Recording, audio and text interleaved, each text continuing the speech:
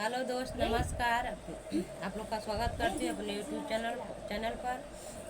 सब लोग अपना प्यार दुलार आशीर्वाद बनाए रखिए। आप लोग के बीच एक माता रानी देवी भक्ति की बहुत सुंदर, बहुत प्यारा कराए। कैसा लगे कमेंट बॉक्स में अपनी राय जरूर बताइएगा।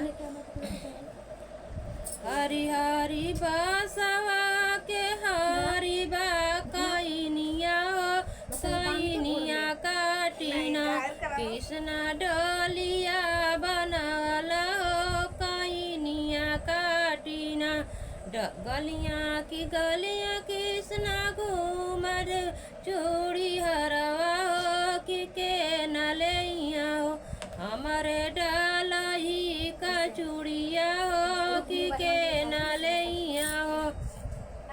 अपने मंदिरवा से बोला शीतला मैया हो कि हम ले बना तोहरे डालही का चूड़िया हो कि हम ले बना। तू तब बसलु मैया तेरे पहाड़वा हो कि के न दैया हो, तोहरे चूड़िया कदमवा हो कि के न दैया हो। जौने सेवा कवा के दियली हम नया नवा हो, हई हो दैया हो, तोहरे चूड़िया कदमवा हो, हई हो दैया ना।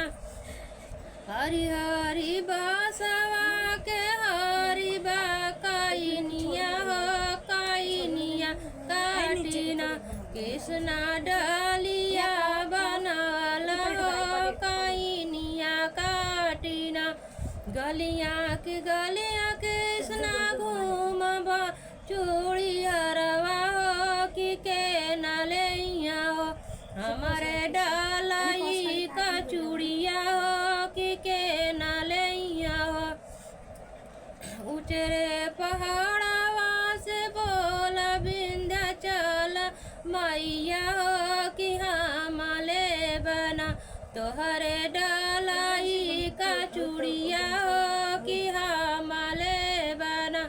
तू तब बसलु मैया उचरे पहाड़वा हो कि के न दैया हो, तोहरे चूड़िया कदमवा हो कि के न दैया हो।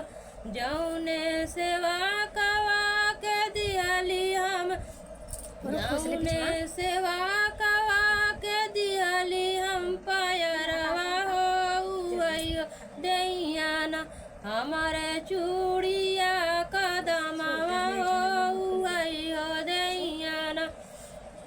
हरी हरी बासवा के हरी बा कैनिया हो, कैनिया काटिना कृष्णा डालिया बनल हो, कैनिया काटिना गलियाँ की गलियाँ कृष्णा चूड़िया बेचाई हो कि के न लैया हो, हमारे डालाई का चूड़िया हो कि के न लैया हो।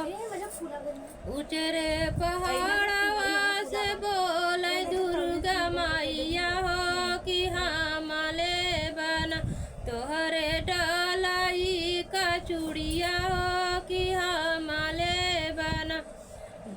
तू तब बसलु मैया उचरे पहाड़वा हो कि के न दैया हो, तोहरे डालाई का चूड़िया हो, तोहरे चूड़िया कदमवा हो कि के न दैया हो। जौने सेवा कवा के हम गोदिया भरली हो, उहई हो दैया ना हमारे चूड़िया के दमवा हो, उहई हो दैया ना।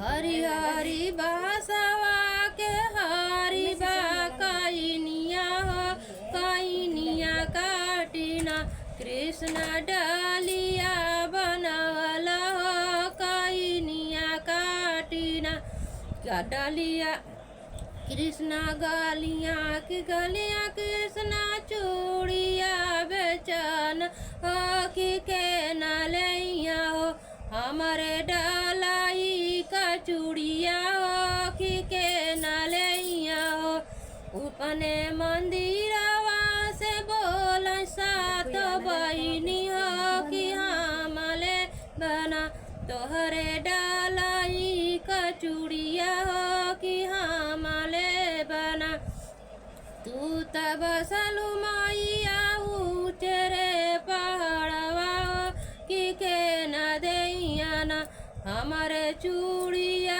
कदमवा हो कि के न दैया हो जौने बलकवा के दिहली हम विद्या हो उहई हो दैया न हमारे चूड़िया कदमवा हो उहई हो दैया न।